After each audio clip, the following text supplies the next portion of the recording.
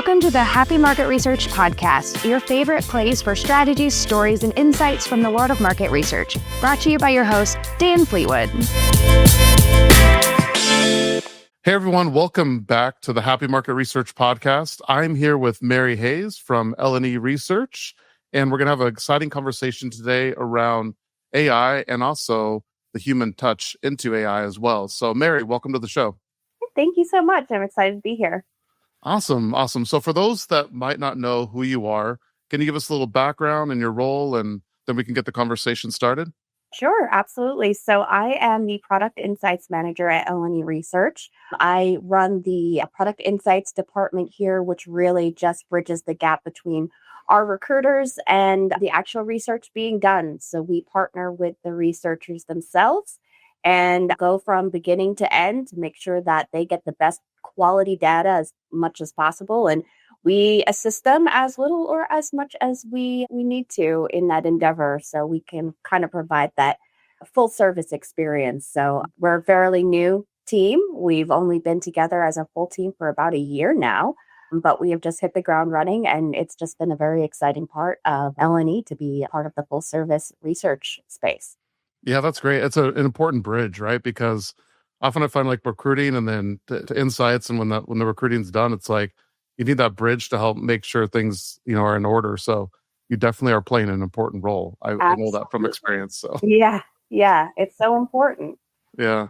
How did you get your start in research, Mary? I'm curious. I've always wondered. This is a question that fascinates me. So I've had I feel like everyone in the research space has a very unique pathway into it because as a whole, I feel like it hasn't been a real academic stronghold as far as classes and majors go until fairly recently. But I'm a gal who loves a good spreadsheet. Okay. Anyone can tell you that. I love observing and recording. And as a little girl, I had a spy journal at age 6 to record what was happening in the neighborhood. I was very inspired by Harriet the Spy. And as I got older, I extended that, finding ways to do research to make convincing arguments like, hey, I want to get a cat. And all that fun stuff. But in college, I wrote a research paper for a class that made me realize how much I loved to blend my love of writing, finding concrete data, and interpreting that data into a story. But I didn't actually get into the market research industry itself until about 5 years ago. So I was a facility manager at L&E's market research facility in Austin, Texas. And then I hopped around to pretty much every other area of the company and got to experience all aspects of it. So I tried my hand at recruiting and programming. I found myself in marketing to build and grow our panel and fill our studies. And then after that, I worked as a project manager and then headed a sales partnerships program. And now here I am leading the product insights department. And so I finally can actively sink my teeth into the research. And it's been such an awesome ride. And I just love this industry so much. Yeah, that's great. I love the spy journal. That is like, it just shows that you were a market researcher at a very young age, and you were doing research before you even knew what research was, right? It's so funny. And it's all very benign things. I was like, my neighbor was walking her dog today. Her dog was wearing a red collar. Very observant. That's awesome. So let's dive in here and talk about humans versus AI and data quality. There's no secret. Data quality is a big topic right now. But what do you think the balance between AI and human oversight is in data quality? Do you have any feelings on that? Oh, yeah. So I do think that AI can help us a lot with some of those tedious tasks that don't require a really nuanced human approach. Things like scrubbing a data set Excel for duplications, formatting it to be more readable, taking out extra spaces, and can also make the data more searchable and accessible to a researcher. So you can really find all of those juicy findings. But it can also help with a broad layer of protection against fraud, finding patterns in data to maybe this isn't a genuine response, or detect AI writing in general. But I feel like all of that is very skin deep. It's just this broad little first layer of protection, right? And to really ensure that you have quality data, a human still needs to review all of these findings.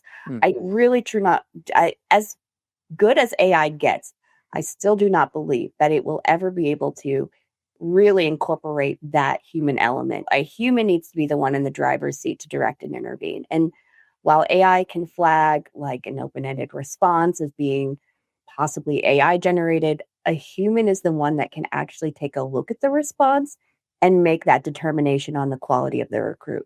I mean, we can actually pick up the phone and talk to the person to know that they're real and, how they speak. An AI can't do that for us. Mm-hmm. Yeah. No, I think that's an important aspect of it, right? Because AI, I feel like people are at the stage now where it's going to solve all our problems, and it'll help accelerate and maybe help with some of them, but things still need a human touch in my mind. Like if it helps us be more efficient and get to the end goal faster, okay, but a human is still there, right? So what do you think are some of those human touches that AI just can't replace? And I'll tell you one thing that I heard is AI is good, but it doesn't have a soul, right? Like humans have like this soul and this drive, and AI doesn't have that without us, right? At least at this point. I'll caveat that. But what do you think are some of those human touches that AI can't replace? Sure. Well, I really think the big one is that AI just does not understand the nuance of human communication. And everything we do in market research is all about human communication. Communication with your participants, in my opinion, is key to having that good quality data. AI can help you spot someone who maybe said they were a professional mechanic in one survey and like a cardiologist in another, right? Mm-hmm. And disqualify them as fraudulent. Sure. But it could tell you that someone responded in a way in one survey question that's at odds with what they answered in another. But AI cannot be the face that your participants care about to do a good job. Right. They need to know that there is somebody behind all of this that's guiding them, and that person's human there's something about the human connection and know you're doing something for humanity that's important, that when you take that element out and it all just becomes AI, people can tell they are instantly going to be less engaged because they do not sense that human presence anymore. And they're frankly just not going to care as much about what is being done. Yeah. Well, you do a lot of recruitment, obviously, and I'm sure people would want to know about the data quality in recruitment. And the one thing is like fraud, like catching fraudsters and bots and just bad actors, I think is one thing. But how does data quality start at recruitment in your mind? What are some of your thoughts there? Sure. Well, if you don't have the right people in the room, you aren't going to get good data. And you can have AI or someone write as many screeners as you want, but if you aren't looking at the clear objectives of the research and looking at things from a panelist perspective, a layman's perspective, you're not going to find the right people. And you need to be creative. And sometimes that means not having too hard of lines around what you're looking for. Now, don't get me wrong, like quotas are important. Segmenting is important. You need to keep things level for scientific sake, for data analysis sake. But sometimes you also need to cast a slightly wider net, because you might be surprised by the quality of participants you find on the fringes that a client might actually want to bring in. And you really can only do that with a human coming in and looking at that and looking at things critically instead of just casting a very, very limited net for people. And then that really does come into communication as well. Yeah, no, that's good. I mean, I think the being too stringent in recruiting is often like a detriment, right? Because you're like, hey, this person is good, but they don't quite fit here. And how many people do you accept that, like, actually, this is what we're looking for, even though it doesn't meet the exact screener criteria? Like, it happens quite a bit from my recollection. So it does. And you might have a hard time. Again, you might have a hard time finding who you really need or who you think you need, because maybe those people don't exist as much as in the incidents that you originally thought. And so then you have to be a little bit more creative. And maybe instead of you're looking at people that are up to age 65, you look at that 66-year-old person who's fits that criteria, rest of that criteria perfectly, right? And there might be just some caveats you need to make to find the really good people that can still give you really good data. Yeah, that's interesting. And you talked a little bit about how stress or confusion can show up in data. What does that look like to you, and how do you spot that? Oh my gosh. So it's going to show up as inconsistencies or too much consistency. You're going to see anything and everything in between. Like, I truly believe that people are good. I believe that most people that participate in in these studies that they want to do well. And that's just a human nature thing as well. We want to succeed. We want to be told that we're doing the right thing. But you might see like very good being selected at every matrix question, or somebody answering at odds to an answer they provided before. And like I said, I don't think more often than not, these people aren't trying to cheat the system. They are just tired or confused. I mean, if you have 8 matrix questions in a row that have like 8 different lines to select each, that's going to become really repetitive for somebody. It doesn't matter how genuine you are or invested, you're just going to get tired.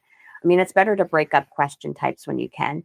But to provide an example not related to how surveys are written, like it could be somebody dropping out or lagging in submitting their data, which then if it's like, I don't know, like a use test and they have to do this for a week and this for a week, that can introduce a lot of noise into data because they're lagging on responding. And communication is so key for this.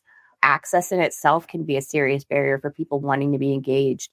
If taking a survey requires them to download an app they've never used and to create a username and a password that they forget, that on a platform that they can't easily bookmark, I mean, you've already introduced risk. Or if your platform has photo submission limits and submitting photos as a part of your study, you're now introducing more risk for people to drop out or lag in their responses because they're frustrated by not being able to do the simple thing of uploading a photo. So things need to be easy, quick, and clearly communicated. Yeah, that's good. I mean, yeah, we're kings and queens of convenience. Yeah, that's true. And creatures, like, we want to go to the easiest thing, right? And like the hard thing we want to like shy away from. So that makes a ton of sense.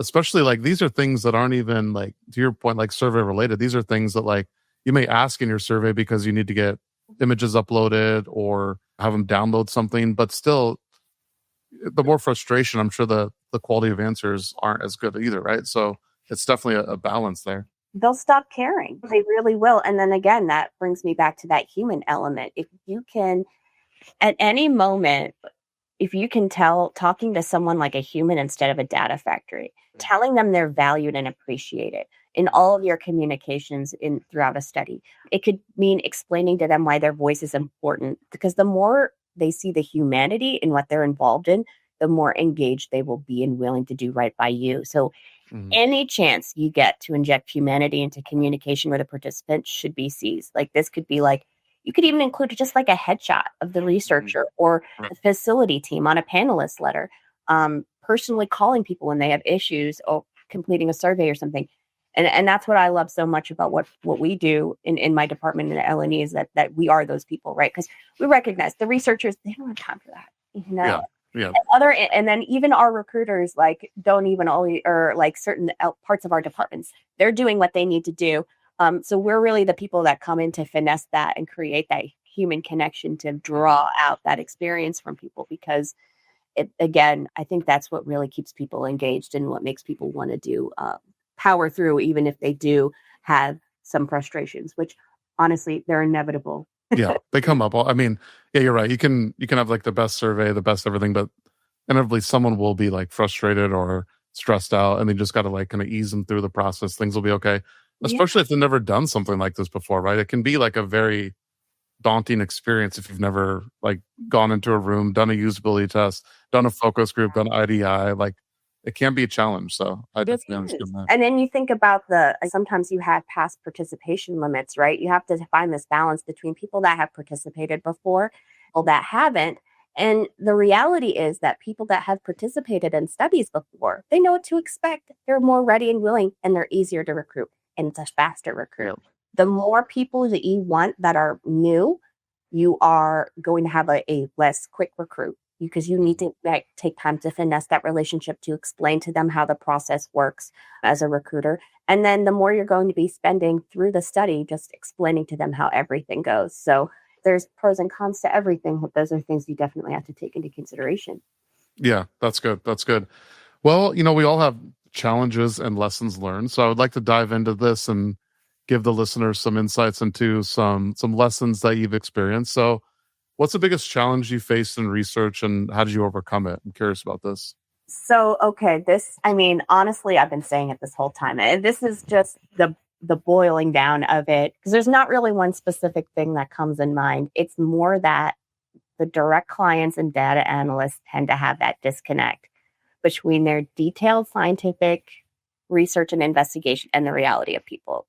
So just like kind of continuing on that strand, like honestly, like I said, that's why I love what I do, because we're that connected tissue between the researcher's scientific and analytical mind that needs hard guidelines for data, and then the squishy, malleable, like inconsistencies of the human brain and human experience. So like we understand both and find ways to guide our clients through those challenges to really connect to the people to get that reliable data. Like you said, it's not as simple as writing a perfect screener. That it's a challenge of getting people to see and understand, like, that this is the reality of a lot of research qual work and quant work. Like, we recognize that the researchers can only focus on so much, and the scientific method doesn't truly need to be a guide, but you really need to overcome sometimes a little bit of that to connect and find that balance. And maybe that means finding a great partner or someone who has a different mind than you to really kind of see the other side of things. And how can we work to get what we need and still have the quality, have the specifications that we need in order to make this research sound. Right. And I think your role is interesting because you have to deal with both internal and external stakeholders, right? So, and both come with their own challenges, I will say, but you're playing that, like, I like when you said squishy middle. That's like the best way to describe it, I think, because everything just comes together, squishes together, but it all works, right? So what are one or two tips or tricks that you have that like just kind of make it all work, if you have any there? I think always trying to look at things from a panelist perspective. And that's just crucial. You need to look at it like, how would this go if I introduced this to my grandmother? Oh, that's good. That's a really good one. Or how would this go if I tried to introduce this to a newly 18-year-old in my family? Something like that. You start to look at things from the perspective of other people who are likely going to be taking your survey or participating in the research. Then you can really start to spot all of the fail points, your possible fail points in either communication or just gathering the data in general. And so you really need to account for all of that. Because like I said, you're not going to be able to avoid a lot of it, especially with some of the guidelines you have for research, especially when you're considering these tests that are they have to have a statistical relevance and all of that. So you do have some guidelines there, but the more that you can think of things from a panelist perspective, from a layman's person's perspective, the better and more successful you're going to be. And you're going to be able to satisfy your data needs, and you're going to be able to keep these people engaged so that they can continue to provide good information, and then also spread the word to other people who also might fit within the criteria you need to be more involved. Yeah, that's good. I think when you're in the research world, you tend to think that everybody knows what you're talking about in the research space, and then you get outside of it and you're like, oh, people really don't know, about much about this. So it is interesting. That's a good point. The number of times people in my own family are like, what's it you do again? Yeah. I could tell you a million times over what market research is and exactly like how advertisements get made, products get made, all sorts of things that we do. But people just don't understand that world. And so you really do have to explain it. You have to be very, very literal sometimes. Yeah. It's like Chandler being on Friends, right? Nobody really knows what he does, but I kind of feel like that sometimes, Oh, man. Yeah. Every family reunion, I'm like, okay, here I go. I got to get my talking points again. Yeah, there you go. It helps with the elevator pitch for sure. How have you ever had a project lead to a surprising or maybe counterintuitive insight? I'm curious. I know you run a lot of projects and I think that's something that I've seen consistently that always just blows my mind is how people often report things counter to what they actually do. People are so bad at knowing themselves, or they don't realize how much they project a version of themselves that they aspire to versus who they actually are. Yeah. They could fill out a survey all day about their behavior, but you won't really know until you watch them. And those are some of my favorite kinds of studies, the ones where people have a survey and then they also submit a video of them doing something that they've reported in the survey. And oh my gosh, it is so funny to me how much people just cannot accurately talk about what they do. And so I think that's something that's so important to keep in mind when you're trying to find a holistic approach to research, that People are really bad at self-reporting, and they do subconsciously project a version of themselves that they might aspire to versus who they actually are. Because they know how it sounds. Once you put it on paper and you're like, oh, you could be like, oh, I'm really lazy. I don't want to seem that lazy. I'm just going to say that I actively do this. Yeah, right. You might find a little bit more than you asked for when participating. So, Right. No, that's good. And I think one thing that's tough too, just as a human, is like why you do things. So I remember way back in the day, I did a usability test at Microsoft. It was like some new fantasy football thing they were coming out with. And I was out of a research firm then, and they were like, hey, we need people to come in. Can you help out? And I remember I was like, oh, yeah, sure, I'll do it. And then going through and saying, like, I'm clicking on this and then giving a reason why. It's often hard to figure out like the reason why. I don't know. I'm just doing it because it seems like the best thing to do or the one thing I want to do. So it is very so hard much for is sure. subconscious. So much Yeah. of what we do is subconscious, and there doesn't seem to be an active reason that pops up in our mind. But even that is important information that, hey, this is something that people just automatically do. Yeah. Yeah. Now, this is, I want to ask you something that is something that I really like to hear from people on the show. And what's one thing market researchers often get wrong, and how can they improve? I would say more often than not, I find people pushing timelines in really, really unrealistic ways. And I get it. The research space, and specifically, I deal a lot with product development studies. And the product development space is very limited. You usually have a very specific set of time that you're working with.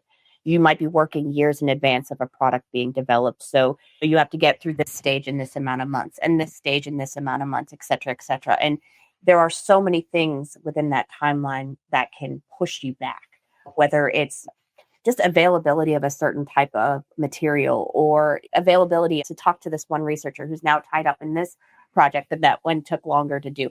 So I understand that there's some things that are beyond your control. However, I find sometimes that the thought that we can get this done in this amount of time, you got to be realistic on what you're going to get. So you might be able to execute that, but are you really going to get the data that you need? Are you really going to be able to find the people? Are you going to have to make more concessions than it's worth? And you might have to push for more time. Especially in the development, if it's like a new product, you got to get your prototype out, and it needs to get past all of these different layers of validation and approvals, and people push up against that timeline quite often, and that can be a serious detriment to getting the quality data you need. And so I don't say that's necessarily wrong, but I think sometimes people need to make concessions and understand like what that means as far as who they're recruiting and the kind of data that they're going to get. Yeah. No, that's true. It reminds me of the anecdote, like good, faster, cheap, like pick two, right? You can't have all three of those. So which two do you want? And it's very difficult to get all three. So you can't get all three. It applies to all industries for sure. Yeah. Awesome. So as we start to wrap up here, what is one piece of advice that you can give someone looking to improve their approach to research, or just advice in the research industry in general? Well, I'm sure you've seen a theme here, which is human connection. And that's what I'm very passionate about. And I think the most that you could spend trying to broaden your perspective in general, and this applies to research, this applies to life itself, but I think it really does apply to research.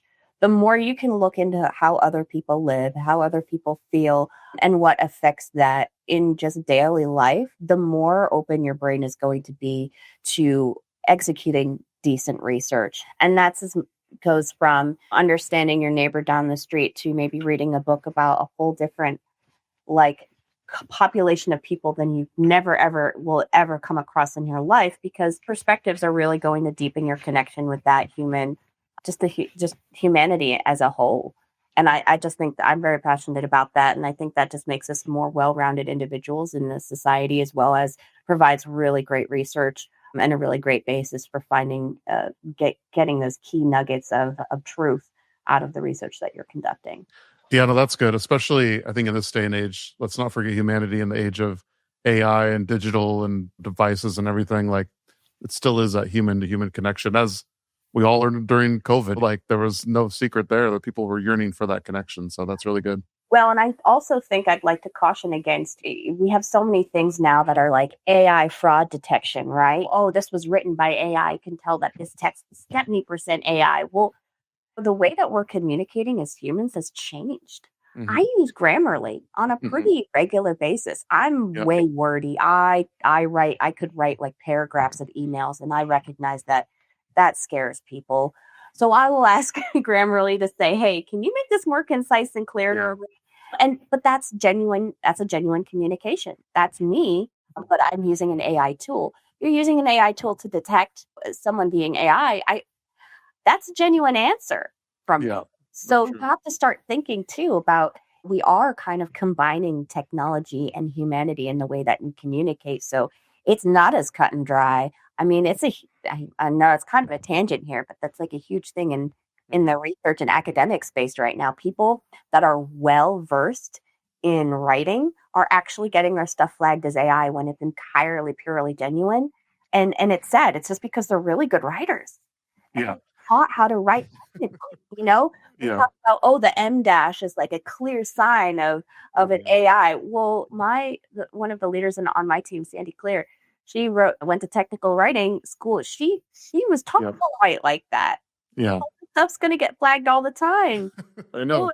You use Grammarly. Like another one of my colleagues, it's so funny. She uses Grammarly, and she always says, when we're on the same page, make sure we're on the same page. And Grammarly is always like, no, say aligned, say aligned, say aligned. Oh, so now he never says I'm on the same page. He always says, make sure that we're aligned. So AI is actually teaching us how to speak more like AI. Yeah, no, it's so true. Like diving into that humanity is also just acknowledging that we are affected and we are influenced by the technology we use. And that's just a part of culture changing. And it's not a bad thing, but we do need, again, to, as humans, kind of take a look at that and realize like that's what it is now. Yeah. And it's funny you mentioned the M dash. Like the M dash has gotten like a really bad rap of like, hey, this is AI. Because to your point, I was talking to a professor, and she's like, I know how to write, and I was using the M dash way before AI was using the M dash. So it is true that like that's a flag, but people really know how to use it. Now they're cautious not to use it. So it's like, what do you do? So it requires a lot more work now. If you're a student, you have to like rewrite your things over and over again. And insert some colloquialisms to make it be like, I'm real. Yeah. I'm actually very thankful that like generative AI wasn't around when I was a student, because I know I would like push the limits. I know I would. So oh, awesome. Hey, Mary, this has been a ton of fun. If listeners want to connect with you, learn more about your work, what you're doing, where should they go? Sure. So if you go to our website, www.leresearch.com, we've got a Meet the Team section where you can go through and see everyone who's doing all of the great work at our company. There's also a really awesome product insights section of the website explaining exactly what our department does and how we connect with your research and be that connective tissue, like I mentioned before. But yeah, you can always find us there. And of course, good old LinkedIn. Yeah. LinkedIn's always a good source. Well, hey, Mary, thanks so much for coming on again. And listeners, thank you so much for listening. If you've made it this far, you need to subscribe, follow, reach out, because you are the real ones here. And we want to make sure that this podcast gets out to a lot of people. So make sure you share it if you found anything valuable. And yeah, Mary, thanks so much for joining, and looking forward to catching up. Thank you. This was fun. All right. Thanks, y'all.